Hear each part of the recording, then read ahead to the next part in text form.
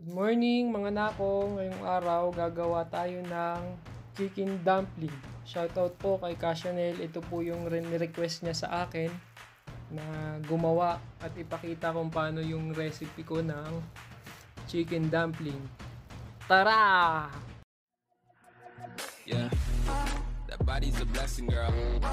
I ain't trying to pressure her. She messed with the temperature. Sa paggawa natin ng chicken dumpling, syempre kailangan natin ng chicken. Yun na, nagiling ng ating manok. Sinama ko yung balat. Pinakabalat natin ng manok ay na-pre-cook na yan. Nailaga na siya, tsaka ko siya hiniwa ng maliliit. Maglalagay din tayo ng onion leeks or spring onion kung ano yung available. Itong onion leeks ko ay half kilogram to. Ganun siya karami. Tiwain nyo ng maliliit. I-mince nyo. Tapos, maglalagay din tayo ng chives.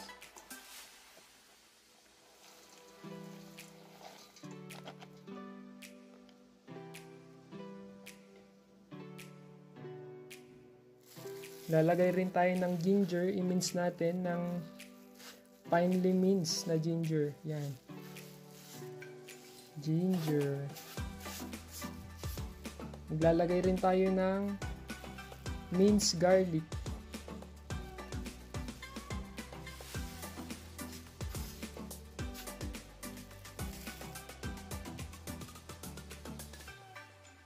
Lalagay rin tayo ng pamintang durog. Isang kutsara.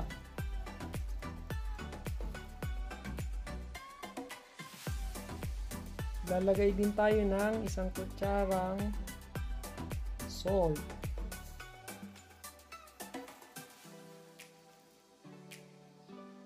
Maglalagay din tayo ng 2 tablespoon ng cornstarch. 1 2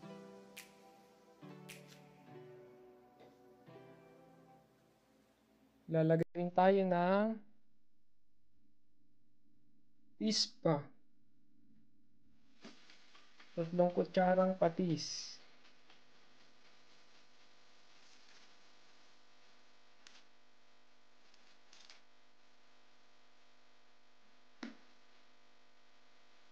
Lalagay din ako ng 3 kutsarang sesame oil.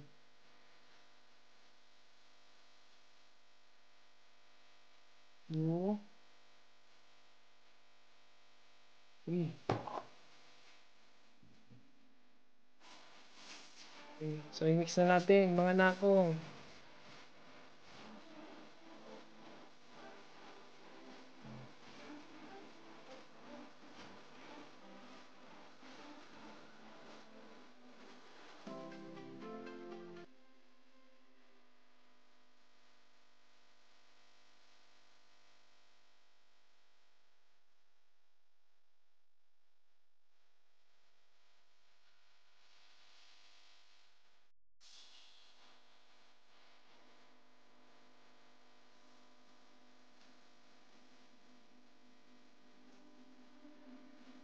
After 8 minutes na pag-mix natin mga nakong, ganito na ang itsura niyan.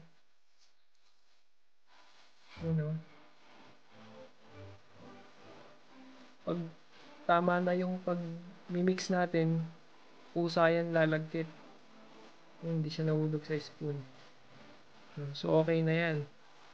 Okay na yung texture niya. Tikman natin. Kung okay na yung lasa,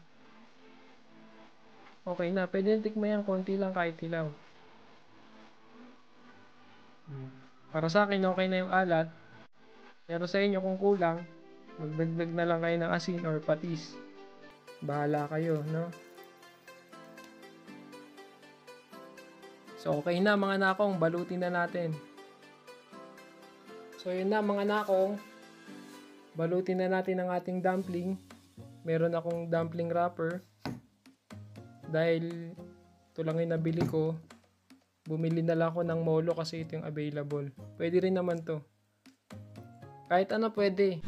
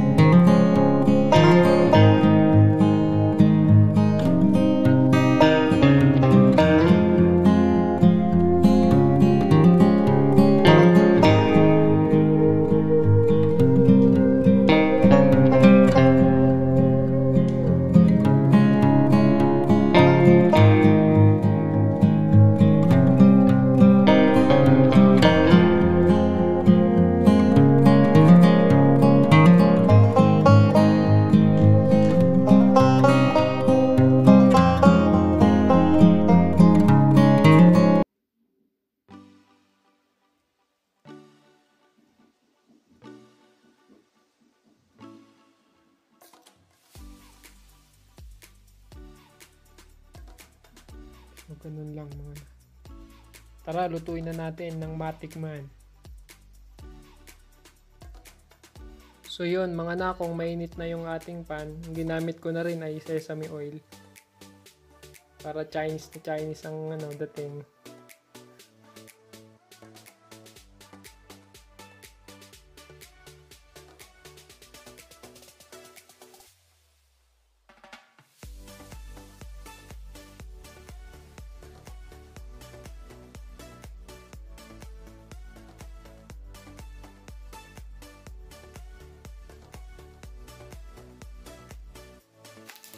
Pwedeng prito mga nakong, pwedeng steam, bala kayo. Pero ako ipiprito ko, mas masarap prito eh. Check natin mga nakong pag nag-brown na yung ating dumpling sa ilalim. Dagdagan natin siya ng konting-konting water. Tsaka natin siya tatakpan para medyo mas steam siya ng konti. No? So, check natin. Hindi ako ready talaga eh. Sa mga ganyang pagkakataon eh.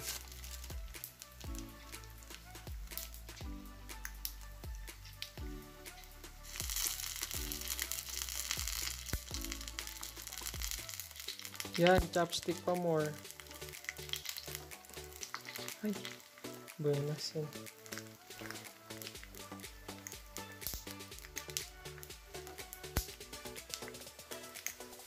Ay, pwede na mga nako.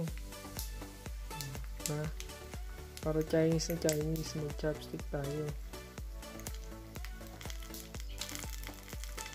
Ay!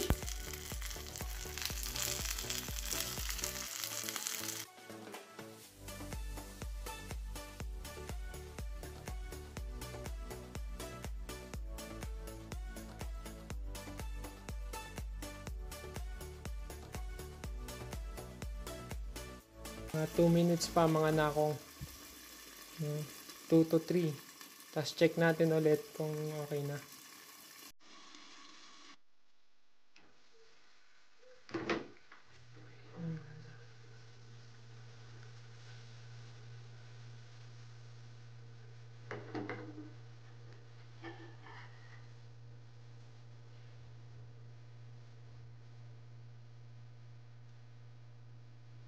So yun na nga mga nakong, luto na. Ito na po, yan o. Yun na po ang ating finished product. Tikman na natin mga nakong. Dumpling to, so dapat gamit tayo to. Chopstick pa more.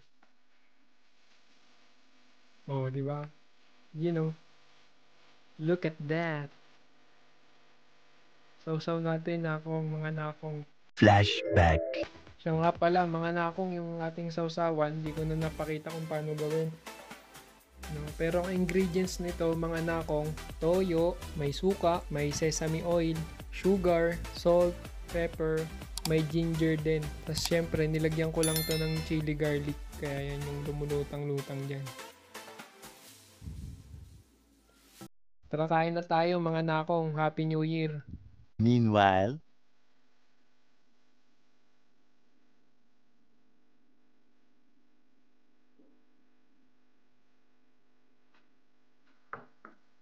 First bite. Mmm. Sarap.